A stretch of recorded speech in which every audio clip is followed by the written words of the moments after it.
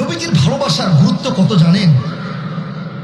আল্লাহ নবীজি বলেছেন, আল্লাহ নবী বলেন, আদিবু আওলাদাকুম বিসালাতি খিসালিন হুব্বি নবিয়্যিকুম ওয়া আলি বাইতিহি ওয়া তিলাওয়াতিল কুরআন।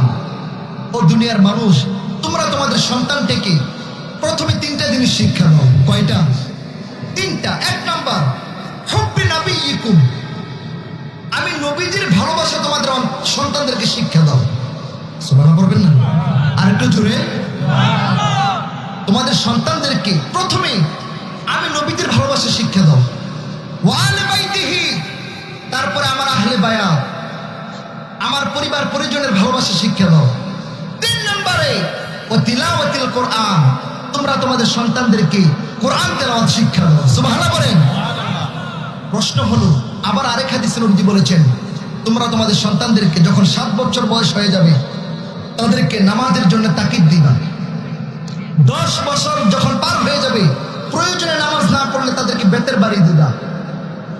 বন্ধু আমার, 7 বছরে নামাজের শিক্ষা দিতে হয়, কিন্তু নবীজির প্রতি ভালোবাসার শিক্ষাটা কখন দিব? প্রশ্ন আছে কি আছে না?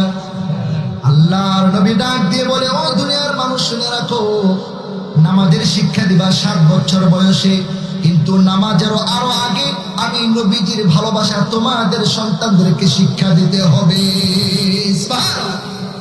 নবীজির ভালোবাসা যদি আপনি আপনার সন্তানকে শিক্ষা দিতে পারেন, ওই সন্তান কোনোদিন পথভ্রষ্ট হতে পারবে না। কথা বলেন ঠিক কিনা? আজকে বড় আফসোস এবং দুঃখের সাথে বলতে হয়, আজকে আমরা আমাদের সন্তানদেরকে আল্লাহ রাসূলের ভালোবাসা শিক্ষা দিই না। আমরা কি করি? ছোট্ট থাকতেই তাদেরকে কোরআন তেলাওয়াত শিক্ষা দেই না। মক্তবে না পাঠিয়ে আমরা কিন্ডারগার্টেন, কেজি স্কুলে ফজর নামাজের আগে ঘুম থেকে উঠে তাদেরকে স্কুলে পাঠিয়ে দিই। কথা বলেন ঠিক কিনা? আমরা তাদেরকে বই তুলে দেই না, কিতাব শোনাই না, মোবাইল থেকে আলোচনা শোনাই না, তাদের হাতে আমরা মোবাইল তুলে দিই, তারা বসে বসে কার্টুন দেখে। কথা বলেন ঠিক কিনা? তারা যা চায় আমরা তাই করি। না, রাসূলুল্লাহর ভালোবাসা যদি আপনার সন্তানকে শিক্ষা দিতে পারেন, ওই সন্তান বড় হয়ে আপনার সাথে গাদ্দারি করবে না। কথা বলেন ঠিক কিনা? আজকে আমরা সন্তানদেরকে সুশিক্ষা দেই না বলে তারা বড় হয়ে পিতামাতার সাথে বেয়াদবি করে, টেন্ডারবাজি করে, নেশা করে, দেশের মধ্যে বিশৃঙ্খলা সৃষ্টি করে। কথা বলেন ঠিক কিনা?